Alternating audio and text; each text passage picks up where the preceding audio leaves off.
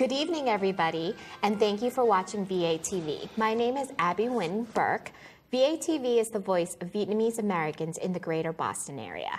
It is sponsored by VietAID, Vietnamese American Initiative for Development. You can watch us live on BNN Network every Wednesday evening from 7 p.m. to 8 p.m. on Channel 9 if you have Comcast and Channel 15 if you have RCN.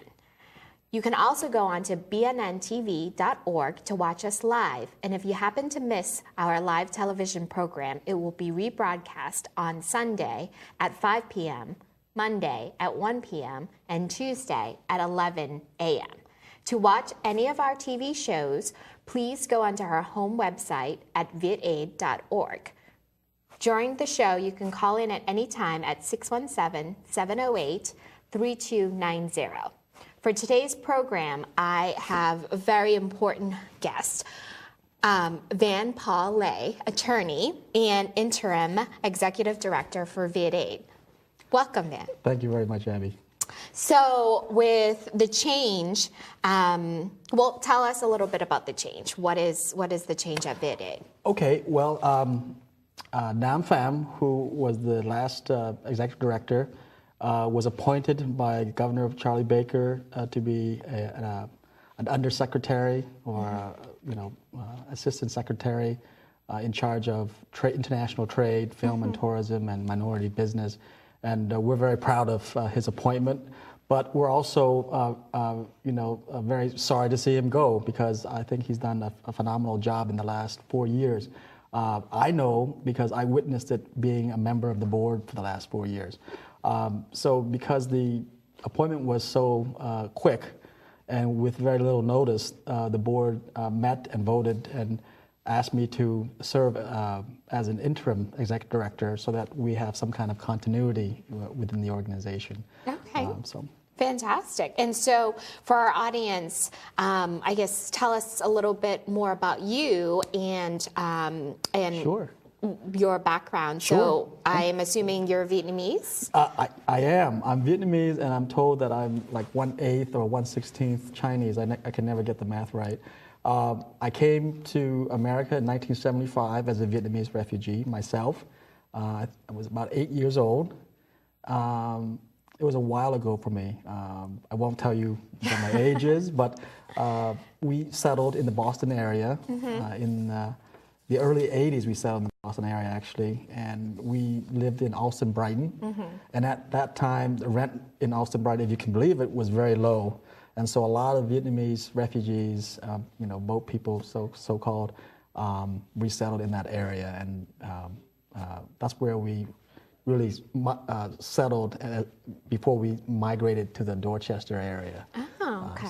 Interesting. And so with the refugee background, you can definitely relate with some of the patrons and the people who need the services at VietAID, right? Yes and no. I mean, as a 7, 8-year-old, you're not the one out there making the money, getting a job, getting an apartment. We had humble beginnings like anyone else. I mean, my family, there were 9 children. So, not all of us lived in the same apartment, but we certainly overcrowded an apartment. Yeah. As we were struggling to find our own footing in a new country, to go to school and to get a job and all that. My sisters and my brothers, who were older, bore most of the weight. I didn't feel it as much. My job was to go to school and stay out of trouble. So I didn't really feel the financial burden as much, but I certainly felt being different, not knowing the language, not doing as well in school in the beginning, and feeling the idea that you're different and that this is a new country. Yeah. And so that idea, I remember having that idea, that notion. But the problems of assimilation and the challenges, luckily, my brothers and sisters dealt with most of that as we were resettling. So, starting in Alston in the Brighton area. So, where do you live now? Well, I grew up in Alston-Brighton, then to West Roxbury, and then I bought when I got married, we bought a small house in Quincy, which. At the time, 10, 12 years ago, it was a little more affordable, unfortunately. Austin, Brighton, West Roxbury, even Dorchester, the market has changed so much dramatically. That was, at the height of the market, real estate market, a decade ago. Yeah. So, and then going through school, were you in public schools, private schools? Yes. I feel very fortunate. We came from Vietnam, and I think that we came to a country that really opened its arms to refugees. So I feel we had the resources, we had the support. And I went to public school, the Taft School first, and then I went to Boston Latin Academy. And there I was kind of recruited and applied and went to the Commonwealth School, which is a private school in Boston on a scholarship. So Fantastic. That's sort of my education background. And then for college, you ended up at Northeastern? I went to Northeastern for law school, and I went to Harvard College and finished in 1989. Fantastic. So for your real full-time job. Real full-time job. Sure. Your real full-time job. You're an attorney. Yes. And you have your own business. I do. In the Fields Corner area,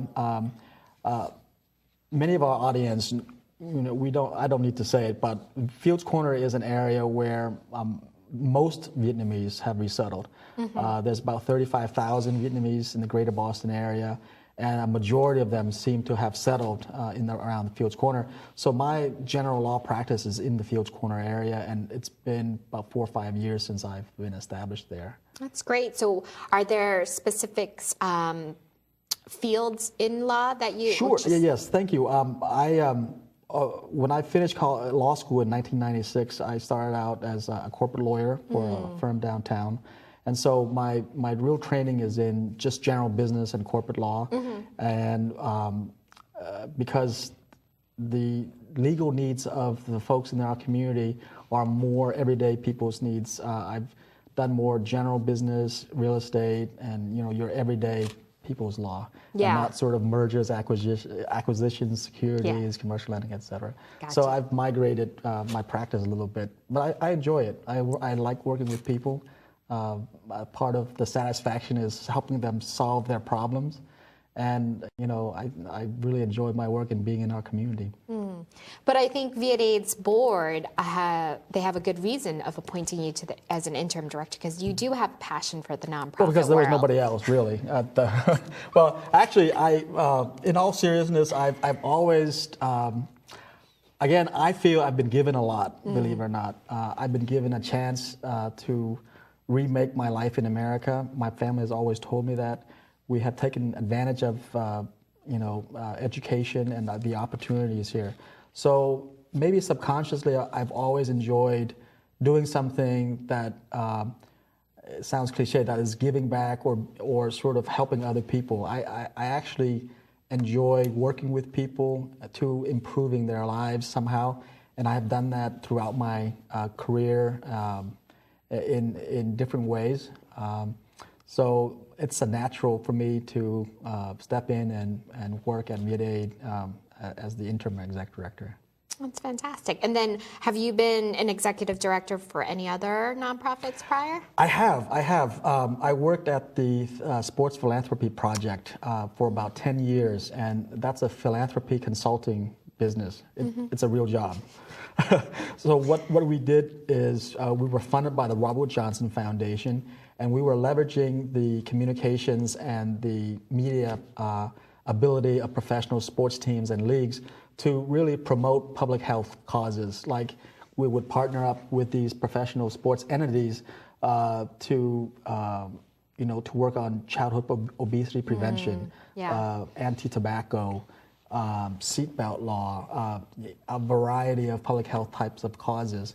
And so I did that for quite a number of years around the country. Oh, wow, that's fantastic. So then you already kind of know what your role is as an interim director.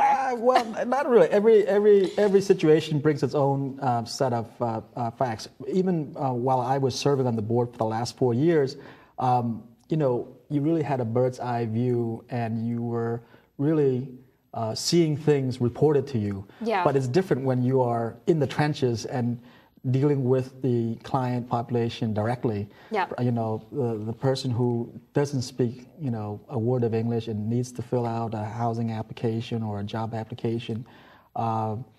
It's a reminder to me that even though I've been here for so many years, that there are those of us who don't have access, who don't speak the language, who you know, don't have a very promising future without having these tools. A lot of people think that Asian people and Vietnamese in particular are successful, but I bet you didn't know that the statistics don't support the stereotype. It's called the Asian model minority myth. And the reason why it's a myth is that every Asian person is successful. Oh, you must have, you know, and I must admit, I've done okay, and I've been lucky, but there are many of us in the community who aren't so lucky. Here's some facts or statistics. Of the 35,000 or so Vietnamese, 36% of us are not citizens. 84% still speak Vietnamese in the home and not English. 71% speak English not very well. Almost a third did not complete high school. This is very different from the valedictorian image you always see in the newspaper, the few Asian students who do well, and then somehow it's projected onto the rest of our community that we've done well. And the per capita income is $22,000, which is, you know, very low. And the households the number of households that are at or below the poverty level is actually almost 40%. Wow. And so if we look at these numbers, we realize that there's a lot to do. Yeah. And I want to turn to our work at VietAID. Sure. VietAID has been around for, you know, almost 21 years. This is our 21st year. And you know, we've done a variety of things over the years. My good friend Long, we were actually college peers. I knew him in the college days, so I really applaud, you know, his courage and his commitment when he founded the organization along with our other community partners.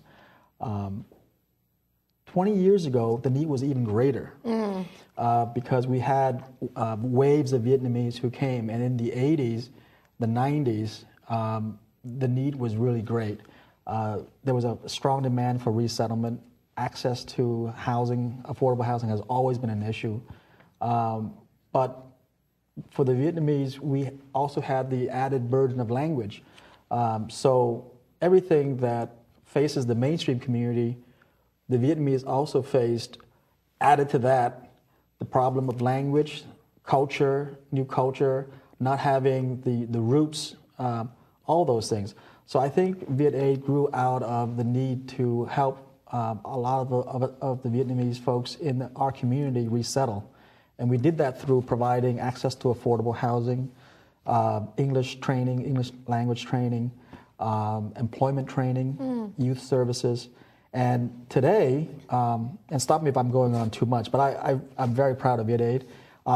Today, we now offer childcare services to about 60 kids. We have a year-round program serving 120 youth in the community. We have 100 and soon about 140 units of housing that we actively developed over the years. By the end of this year, we'll have more. And every year we're involved in some real estate development project. Our last one was a $15 million, is a $15 million project that will break ground very soon. And our community center, which serves as an anchor in the community for community events and community groups to come and meet. It's a place to celebrate our culture and for the general community to organize and have a place. This is all very important because although we've come a long way, there are many of us who still come and meet have these issues and have these struggles. that even if I didn't stay involved, would forget. And I feel privileged, and I'm very honored to serve in this capacity, even temporarily, because I think this is my opportunity to continue giving back in a way that I've been helped in the past. Yeah. So I know the last year and a half or so, we've had multiple celebrations for VietAID, the 20th anniversary and the 10th anniversary of the center, and you were talking about breaking ground. So tell me about some of the 2014 successes. Well, that's easy. I mean, I just mentioned to you our biggest project so far was the development house. It's called the Four Corners Project. Okay. On the corner of Washington Street in Geneva, in the Dorchester community. Awesome. That will develop some 30 plus units, and it's a big project. It's about 15 million, which is not large in the grand scheme of things, but it's a big project for us.